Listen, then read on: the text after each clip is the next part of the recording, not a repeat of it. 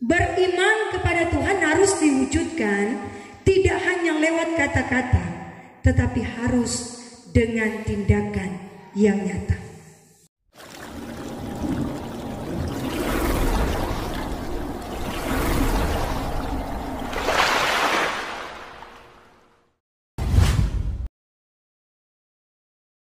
Saudara-saudara yang dikasihi dan diberkati Tuhan kita Yesus Kristus, salam sejahtera bagi torong semua. Shalom. Damai di hati.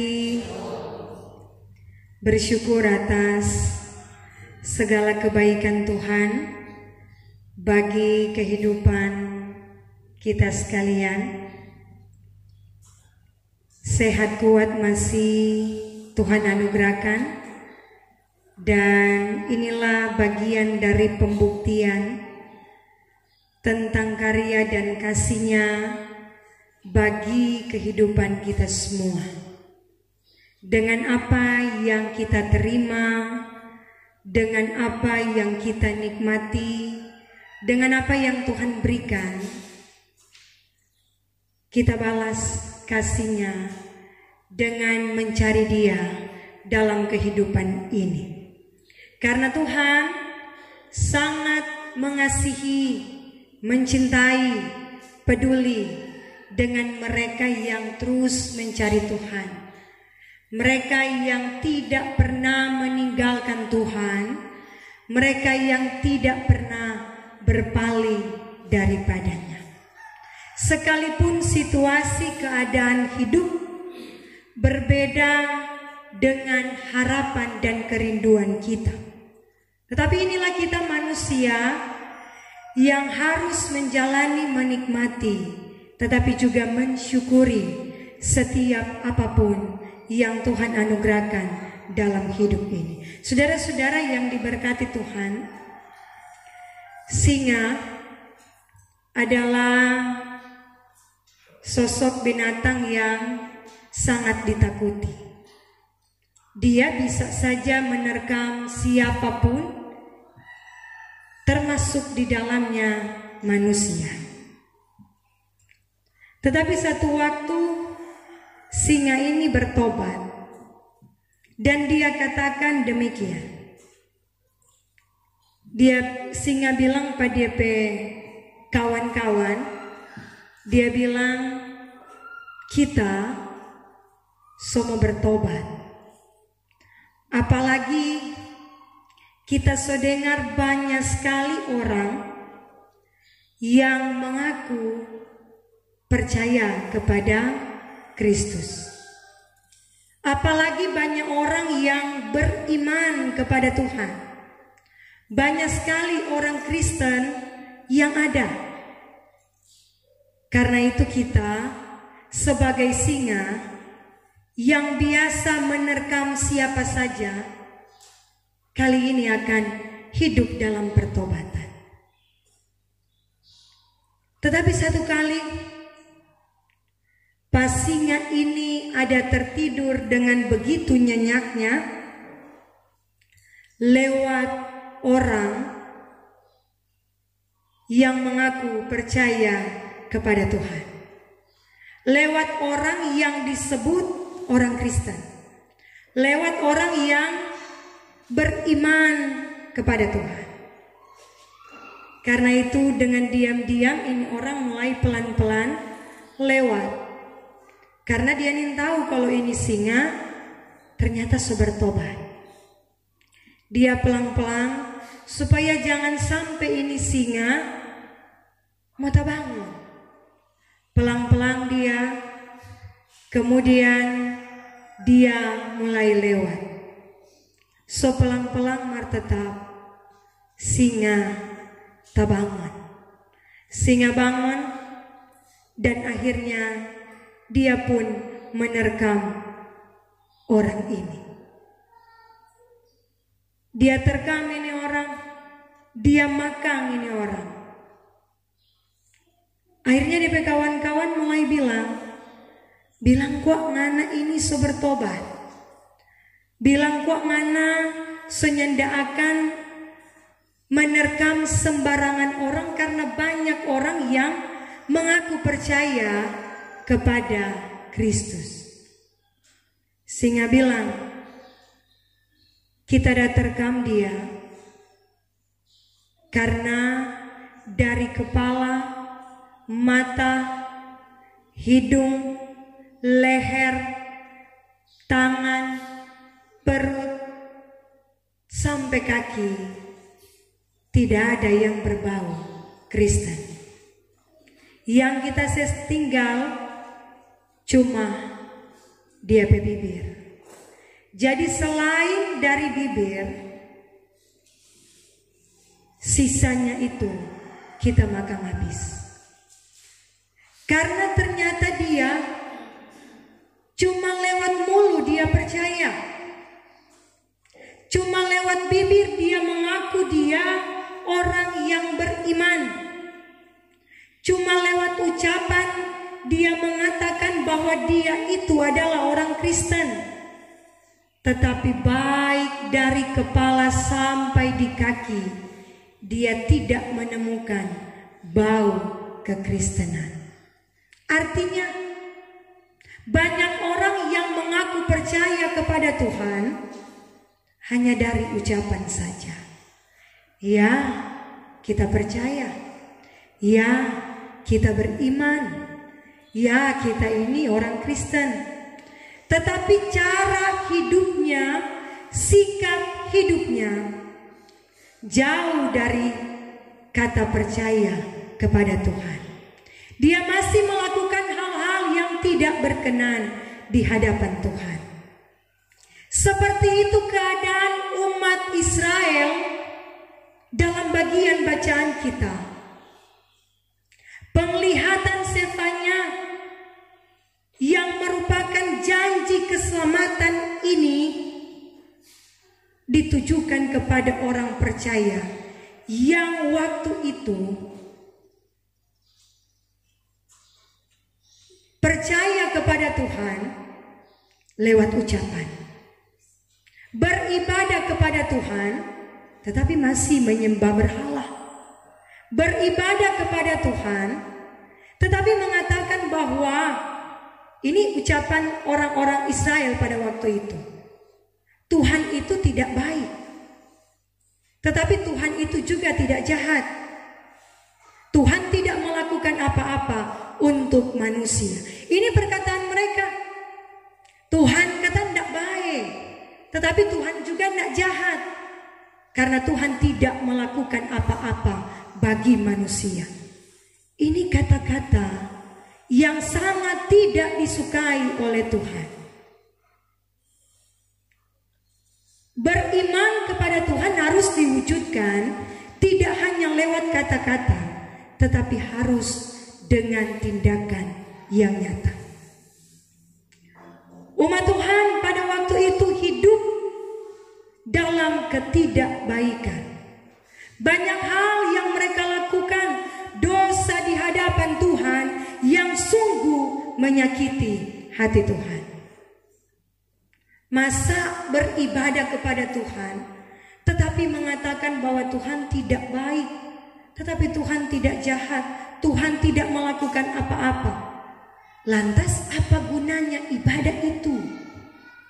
Ternyata ibadah tidak mendatangkan arti apa-apa dalam kehidupan mereka. Tetapi juga banyak hal yang mereka lakukan yang bertentangan dengan kehendak Tuhan. Banyak ucapan-ucapan mereka yang mengatakan, tetapi juga yang membanggakan diri sendiri.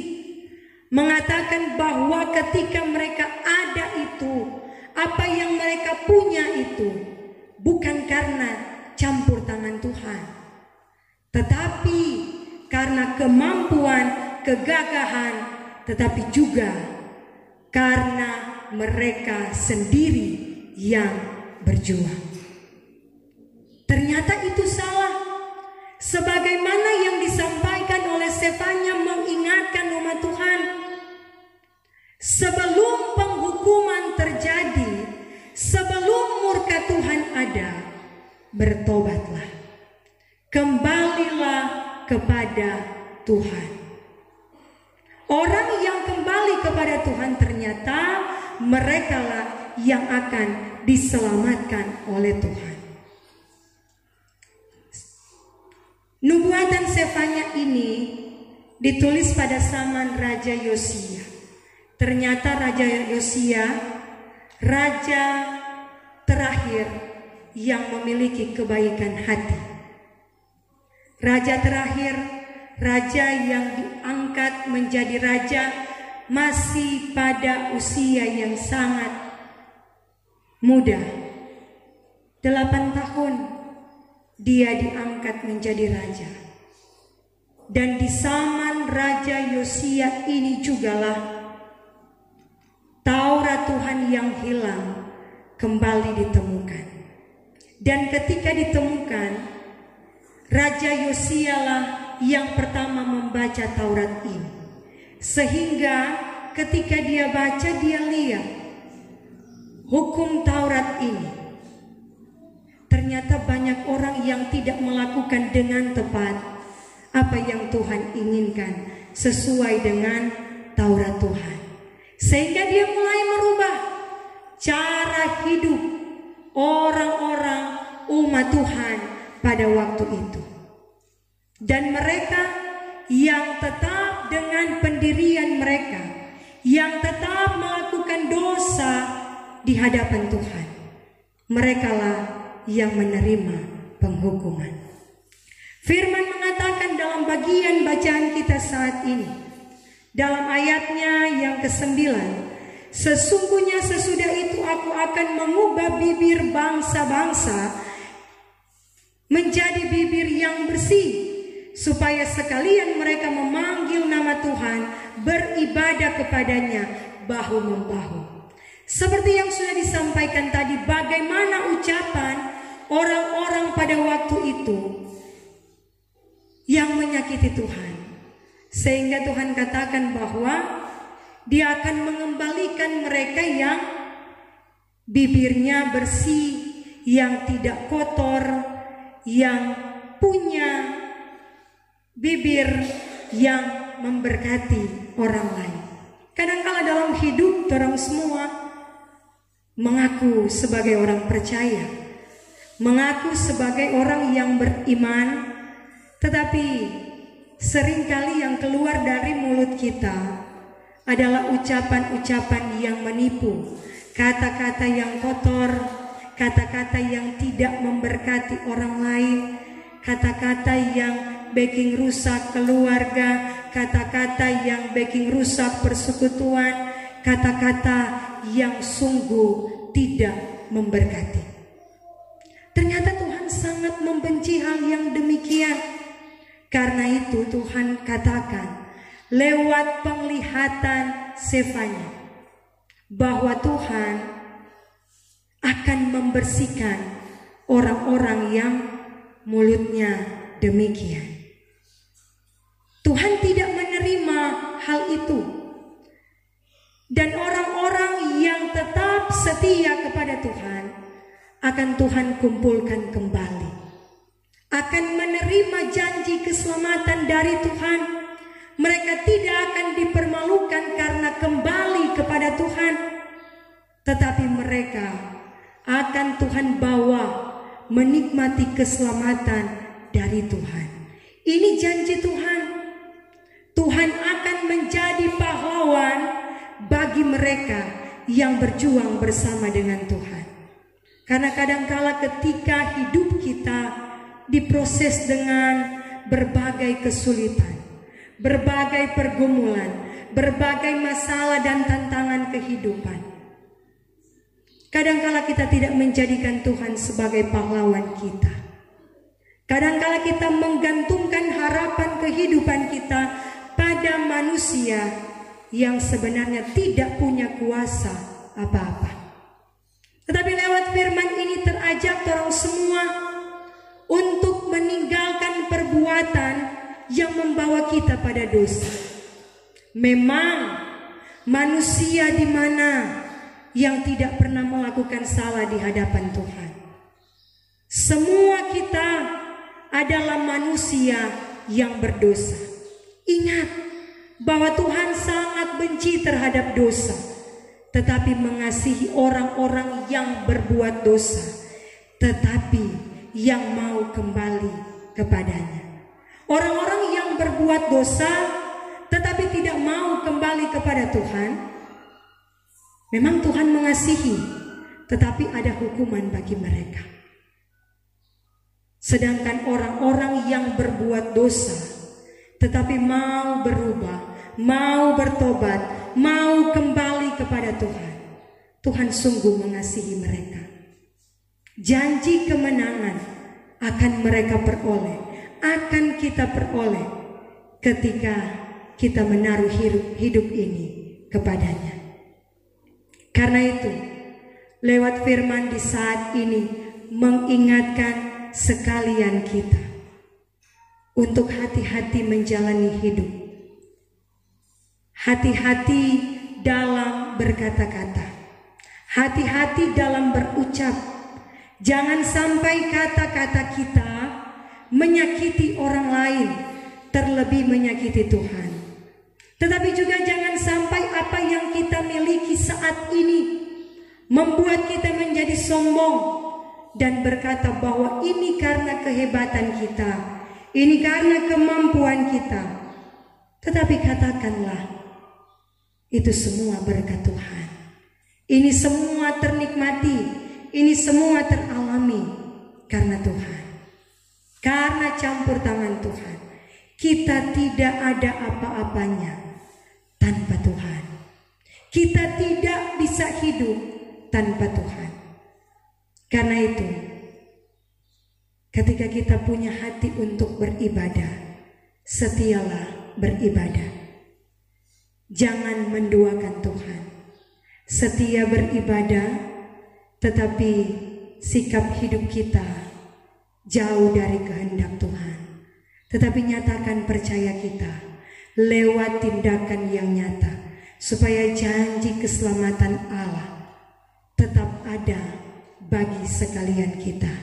Tetapi juga mari kita hidup dalam pertobatan.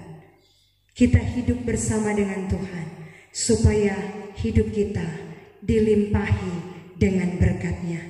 Berkat bukan soal kekayaan, berkat bukan soal materi, tetapi berkat ketika pun torang sehat saat ini, torang kuat, torang dimampukan menjalani hidup, itu bagian dari berkat. Jangan ukur berkat Tuhan dari materi, tetapi ukurlah berkat Tuhan sejauh mana kita melangkah dan seberapa jauh kita berjalan. Kita disertai, kita ditolong, dan kita diberkati oleh Tuhan. Semangat melanjutkan kehidupan dan tetap setialah kepadanya. Hiduplah terus dalam pertobatan, sehingga lewat hidup kita Tuhanlah yang dipermuliakan. Tuhan memberkati orang semua hari ini dan sampai selama-lamanya. Amin.